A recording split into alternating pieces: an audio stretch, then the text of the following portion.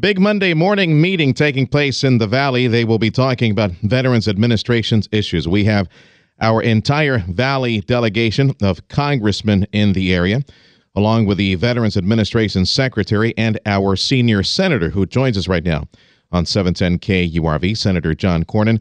Thanks for being with us, Senator. Now, the Valley was at the epicenter of embarrassing headlines many months ago on how slow the VA services were to our veterans. Now, with such a big meeting on a Monday morning, I would imagine you guys are having this powwow to announce that everything has been fixed, right?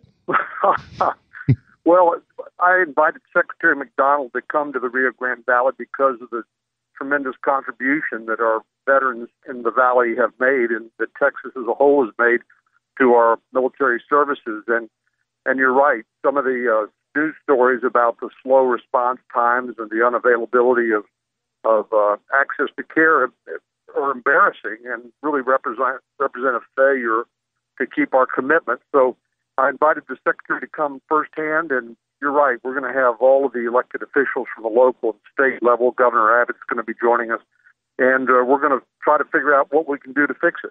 In your mind, Senator, what needs to happen? Some folks say that we need more of a private sector approach. After all, you've got some illegal immigrants and other people that don't serve our country, and they have a card. They can go to the private sector, go to any doctor, any hospital, anytime with their Medicaid services. Why can't we just give the VA budget to our veterans and allow them to go anywhere they need to go anytime?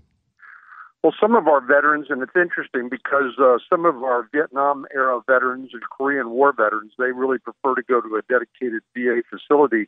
Some of our younger vets are okay with going to any doctor, any hospital who can see them.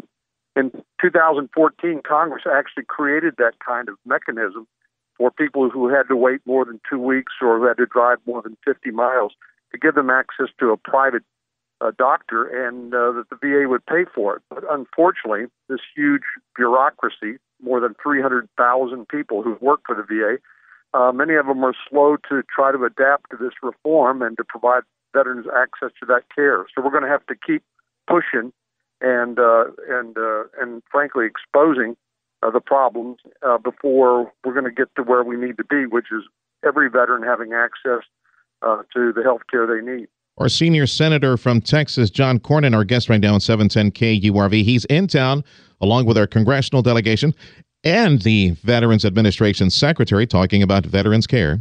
Senator Cornyn, Tim Sullivan here, and this certainly isn't the first time that the topic of veterans' health care needs in the Valley has been looked at by high-level folks like yourself.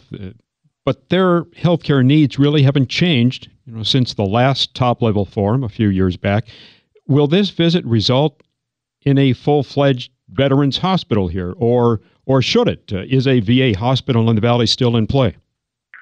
Well, I've long been an advocate for an inpatient healthcare facility for our veterans in the Valley, and unfortunately there's been a lot of resistance along the way. The good news is that access to care has improved. There are a lot of public-private partnerships and people working toward this effort. I think just getting the Secretary of Veterans Affairs there, along with the high-level delegation from the federal, state, and local government, is an indication of how seriously we take this.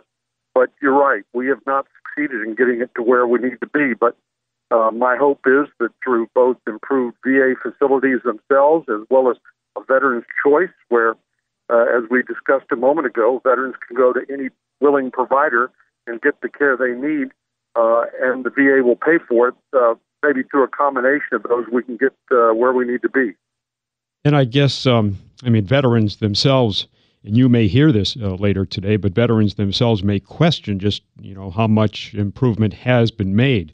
And I guess my point is, and the point of our veterans is that politicians keep looking into veterans' health care, looking into their health care needs, but without the needed real results. And, when does the looking end and the action begin?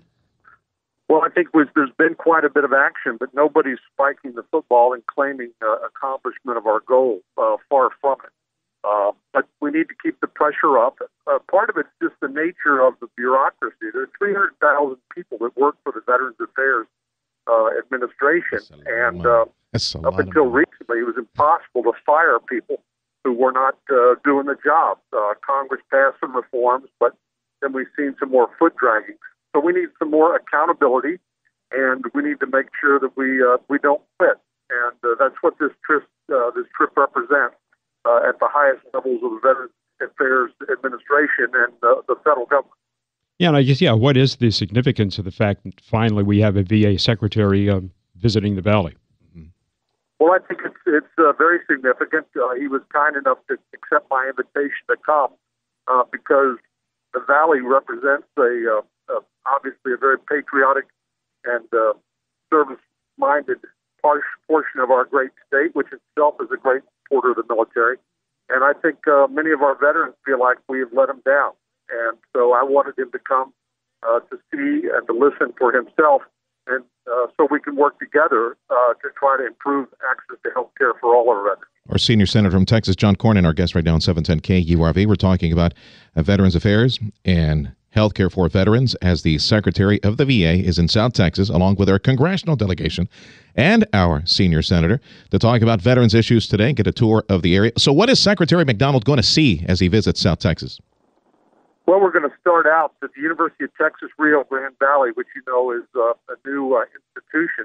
We're going to start out with a round table talking about what their commitment is. And I actually yesterday happened to talk to Chancellor McRaven, former Admiral Bill McRaven, obviously a Navy SEAL, is dedicated to this effort. And he pledged to me the University of Texas's continued commitment to serving our veterans in the Valley. But a part of it's going to be a listening session, so we can get a good picture of what actually is happening. As I said, listening to whom, Senator? Do you know who's showing up? Well, we're going to be talking to veterans. We're going to be visiting at the Regional Academic Health Center in Harlingen. We're going to be inviting the Department of Veterans Affairs themselves to participate in the process, and to get a snapshot of where we are and where we've come and how far we need to go. Yes, sir. That's the goal. Yeah, you mentioned the bureaucracy. You mentioned the hundreds and hundreds of thousands that are on the payroll at the VA. Boy, that's a lot of money that could be going straight to providing health care for our veterans. If you could just defeat the machine, get rid of the bureaucracy. You're right there in the middle of it, sir, to rip the guts out of it. Are you hopeful that Secretary McDonald, who brings some ideas from the private sector, has he said anything that encourages you that he can get in there and actually provide solutions to get the care for our vets? Yeah, if we can just overcome the resistance of the bureaucracy to giving veterans the choice to be seen by a private healthcare provider in their community, either a hospital or a doctor, and then just have the VA pay for it. When you say bureaucracy, Senator, are you referring to the administrators in the VA, people that are entrenched, that are career, that are union protected? Is that what you're referring to? Yeah, and that's where the problem has been with the lack of accountability. When they don't do their job, it's been hard for the head of Veterans Affairs to fire them. Indeed, Congress gave expanded authority to the Veterans Affairs Administrator to do that, but the record is not very encouraging. So there needs to be accountability, and there needs to be transparency, and we need to make sure we keep our promises. And that we're not there yet. I think we're making some slow progress, and I'm glad we have the Secretary of the VA here and to raise the profile of this issue both locally across our state and nationally. Senator, thank you for your time. We'll keep in touch. Our Senator John Cornyn, our senior senator of Texas, along with the congressional delegation of the Valley and the administrator for the VA in South Texas today, taking a tour of VA services. Thanks for joining us on 710 KURV.